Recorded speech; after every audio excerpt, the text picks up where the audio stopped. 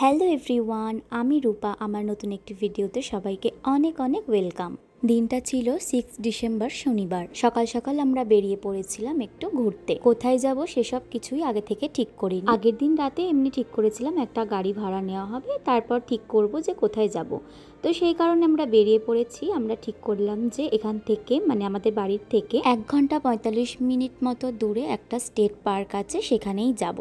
আজও সকাল থেকে ছিল মেঘলা আকাশ। ওয়েদার ফরকাস্টে দেখলাম সেই বেলা 12টা সাড়ে 12টার দিকে রোদ উঠবে। আমরা যত বেশি রাস্তা যাচ্ছিলাম ততই দেখছিলাম যে কুয়াশা বাড়তেই থাকছিল। তখন মনটা একটু কেমন খারাপ খারাপ লাগছিল, কারণ এই রকম ওয়েদারে ঘুরতে আমার একদমই ভালো লাগে না। তো যাই হোক, কি আর করা যাবে, যেহেতু একবার বেরিয়ে পড়েছি সেই সব ভেবে তো আর লাভ নেই। আমরা আমাদের ডেস্টিনেশনের কাছাকাছি প্রায় চলেই এসেছি। আর এই রাস্তাটা দিয়ে যখন যাচ্ছিলাম কি যে ভালো লাগছিল। রাস্তার দুপাশে গাছ, আর রাস্তাটা কি সুন্দর। গাছগুলোতে যদি ভর্তি পাতা থাকতো আরও সুন্দর দেখতে লাগতো, কিন্তু এই ঠান্ডার কারণে সব পাতা ঝরে গেছে। এই যে আমরা আমাদের আজকের ডেস্টিনেশনে চলে এসেছি, এই স্টেট পার্কে। স্টেট পার্কটার নাম হলো আইসেনহাওয়ার স্টেট পার্ক। পার্কের ভেতর এন্ট্রির আগে টিকিট কাটতে হয়েছিল $5 করে, দুজনকার $10 করে টিকিট লেগেছে। সবার প্রথম এলাম এই লেকটা দেখতে, কিন্তু লেকটা দেখবো আর কি, দেখুন না কিছুই দেখা যাচ্ছে না, পুরো কুয়াশায় ভর্তি। শুধু দেখতে পেলাম একটি বোটের উপর একজন মানুষ দাঁড়িয়ে মাছ ধরছে। এখানকার মানুষদের মধ্যে এত বেশি মাছ ধরার প্রবণতা দেখা যায়, মানে এদের এত বেশি মাছ ধরার নেশা। এই হাড় হিম করা কনকনে ঠান্ডার মধ্যে জলের মাঝখানে দাঁড়িয়ে দেখি মাছ ধরছে। এই লেকটার নাম হলো লেক টেক্সোমা। এই লেকটি টেক্সাস আর ওকলাহোমার বর্ডারে অবস্থান করছে, তাই এই লেকটির নাম হয়েছে লেক টেক্সোমা। এটা ছিল একটা ফিশিং পিয়ার। এখন ওই সামনে যাচ্ছি, লেকের ওই জলের সামনে দুটো ফটো তুলবো। সামনে গিয়ে দেখলাম জলের উপর দিয়ে কুয়াশাগুলো যে ভেসে যাচ্ছিল, কি যে সুন্দর দেখতে লাগছিল, একদম অপূর্ব লাগছিল। ওখান থেকে বেরিয়ে এসে আমরা অন্য একটি দিকে এলাম, মানে স্টেট পার্কটা তো অনেকটা বড়। এসে দেখলাম এই জঙ্গলের মধ্যে বহু মানুষ ক্যাম্পিং করে আছে। কেউ কেউ টেন্ট খাটিয়ে আছে, কেউ আবার বড় বড় আরভি গাড়ি নিয়েও এসেছে এখানে রাত কাটাবে বলে। এই আমেরিকানরা ভীষণ ক্যাম্পিং করতে ভালোবাসেন। যেখানেই যাই, মানে কোনো স্টেট পার্ক বা জঙ্গলে গেলে দেখতে পাই এই বন জঙ্গলের মধ্যে তারা ক্যাম্পিং করে থাকেন। এই জায়গাটা খালি দেখুন, কত মানুষ দাঁড়িয়ে আছে। এনারা এখানে বারবিকিউ করছে দেখলাম। আমরা যেমন শীতকালে পিকনিক করি চারিদিকে, দেখতে ঠিক সেই রকমই লাগছিল।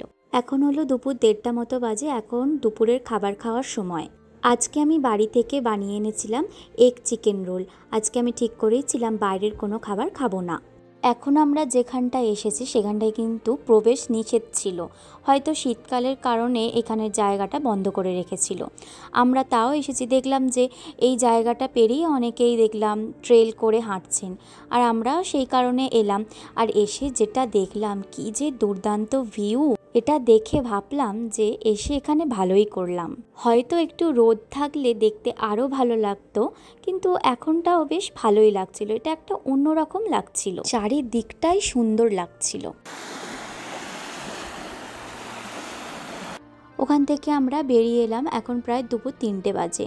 আর এই গাড়িতে বসলে আমার কি যে ঘুম পায় কে বলবো। আর এই টাইমটাতে আমার এমনিতেই ঘুম পায়, আর এখন তো গাড়িতে আছি, সেই কারণে আরও বেশি যেন ঘুম পাচ্ছিল। ওখান থেকে বেরিয়ে আমরা চলে এলাম এই সুন্দর জায়গাটায়। এখানে এসে দেখে মনে হলো ঠিক যেন ইউরোপের কোনো ছোট্ট একটি গ্রামে চলে এসেছি। এতটাই অপূর্ব সুন্দর জায়গাটা, দেখে পুরো চোখ জুড়িয়ে গেল চারিদিকটা। এই জায়গাটির নাম হলো অ্যাড্রিয়াটিক ভিলেজ। অনেক দিন ধরে লিস্টে পড়েছিল, আর এটা ইনস্টাগ্রাম থেকে দেখেছিলাম, তাই দেখে এত ভালো লেগেছিল, ভেবেইছিলাম কোনো না কোনো একদিন এখানে আসবো। আজকে কোনো প্ল্যান ছাড়া হঠাৎ চলেই এলাম। বাড়ির কাছে এত সুন্দর একটি জায়গা আছে, এটা ইনস্টাগ্রাম না থাকলে সত্যি জানতে পারতাম না। এই জায়গাটা আমার পুরো মন কেড়ে নিয়েছে, এতটাই ভালো লেগেছে এই জায়গাটা। সব কিছু মিলিয়ে আজকে সারাটা দিনের সময়টা আমরা ভীষণ আনন্দে কাটালাম, ভীষণ ভালো কাটলো সময়টা। আজকের ভিডিওটা এখানেই শেষ করছি। ভিডিওটা আপনাদের কেমন লাগলো অবশ্যই জানাবেন। ভালো লাগলে একটা লাইক করে দেবেন। ধন্যবাদ।